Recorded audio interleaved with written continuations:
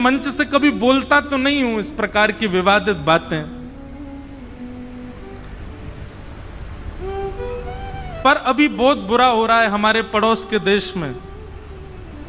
और विशेष रूप से टारगेट कौन बना दिए गए? हिंदू लोग। अरे जब हमारे राष्ट्र में, हमारे देश में किसी को भी अपने धर्म, पंथ, मजहब के पालन करने में कोई हस्तक्षेप नहीं डाला जाता, तो फिर अन्य देश में यदि कोई वर्षों से रह रहे हैं, अपने पुश्तों से रह रहे हैं, उनके ऊपर इतना आक्षेप क्यों कर रहे हैं? और एक बात ध्यान से सुनिएगा, जो दूसरे के भाव, दूसरे की स्थिति, दूसरे की सिचुएशन का सम्मान करना नहीं जानता, वो धर्म नहीं, अधर्म होता है। उसको धर्म नहीं कहते। धर्म में यदि दया नहीं है तो वो अधर्म है। ये कैसा धर्म है कि जहां पर अगर इस प्रकार की सिचुएशन हो गई तो आप दूसरे धर्म वालों को जो है उनकी स्थिति, मुझे तो कल रात में एक बात बता दी पंडित जी ने, बोले वीडियो आई है, मैंने कहा मुझे दिखाना नहीं, बात बता दी, उसी से ही मेरा इतना भयभीत हो गया मन कि क्यों।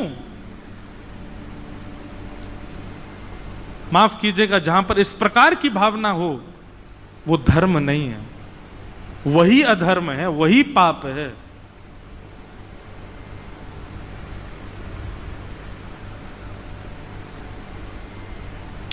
बहुत गलत हो रहा है।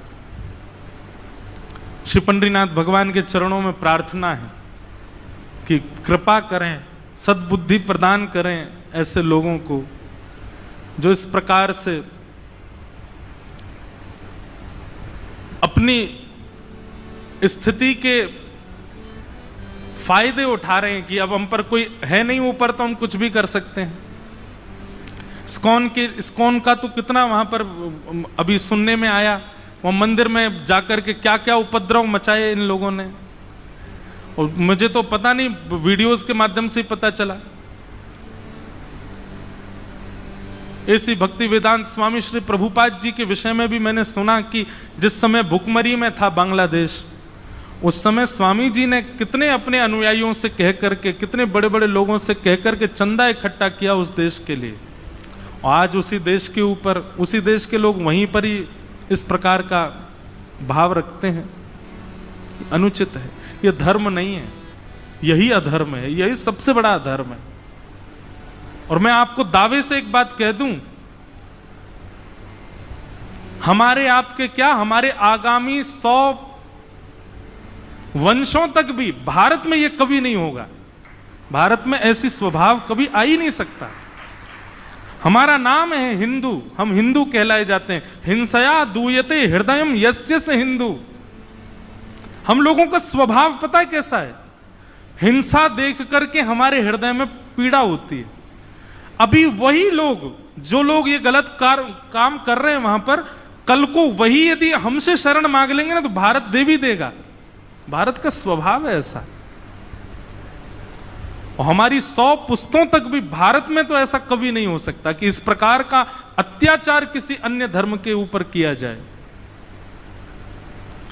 तो श्री पंडरीनाथ भगवान दया करें, लोगों की मति सुधरे, इस प्रकार का भाव ना हो। तो धर्म कम शरण, धर्म किसकी शरण में है?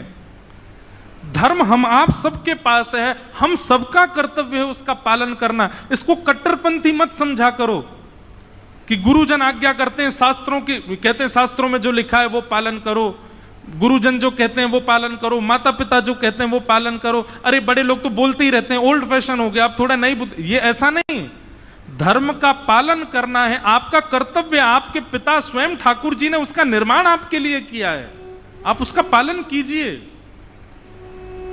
उससे भागना नहीं है, उससे बचना नहीं है। ये धर्म हमारे लिए बनाया ठाकुर जी ने। क्या गरज पड़ी ठाकुर जी को? पृथ्वी पर आते हैं, मां के गर्भ में रहते हैं और जन्म लेने के बाद में ग्रंथों की, धर्मों की स्थापना करके जाते हैं, मार्गों की स्थापना करके जाते हैं। गुरुजन प्रदान करते हैं, ग्रंथ प्रदान करते हैं ताकि मेरे बालक गलत भटके नहीं। हम फिर भी भटक रहे हैं।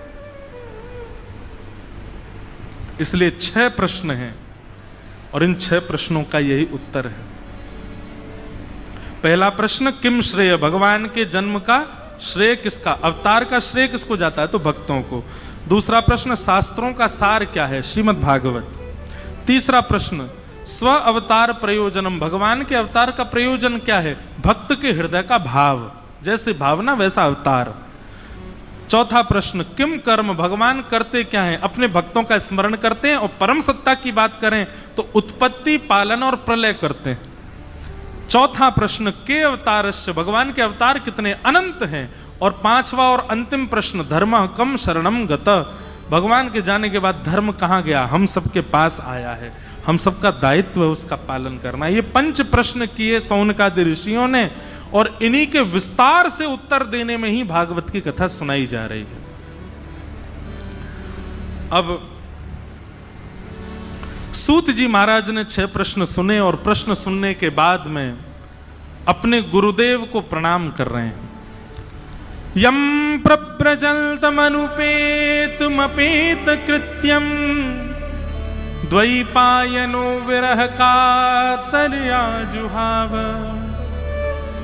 पुत्रेति तन्मयतया तर्वोऽभिनेदु तम सर्वभूत हृदयं मुनिमानतोऽस्मि। एक बात बहुत ध्यान से सुनिएगा। कई लोग पूछते हैं क्या गुरु जीवन में होना आवश्यक है। हां जी, आवश्यक है। ये संप्रदाय और गुरु परंपरा ये इसलिए निर्माण की गई हैं ताकि आपको एक मार्ग बताया जा सके। आप पूछ रहे हैं गुरु होना आवश्यक है, तो ये इस प्रकार का सवाल है कि पंढरपुर से बंबई जाने के लिए गाड़ी जरूरी है, पैदल चले जाएं? नहीं, साधन तो होना चाहिए।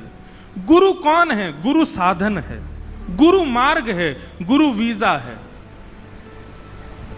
भगवत धाम की प्राप्ति का, भगवत प्राप्ति का। पर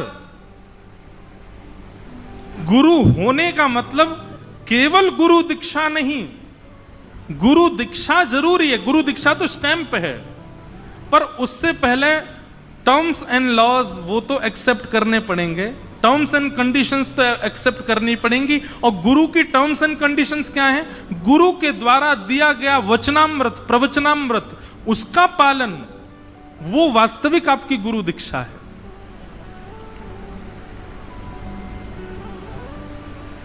सूरदास जी महाराज का भाव है, दृढ़ इन चरणन केरो भरोसो, दृढ़ इन चरणन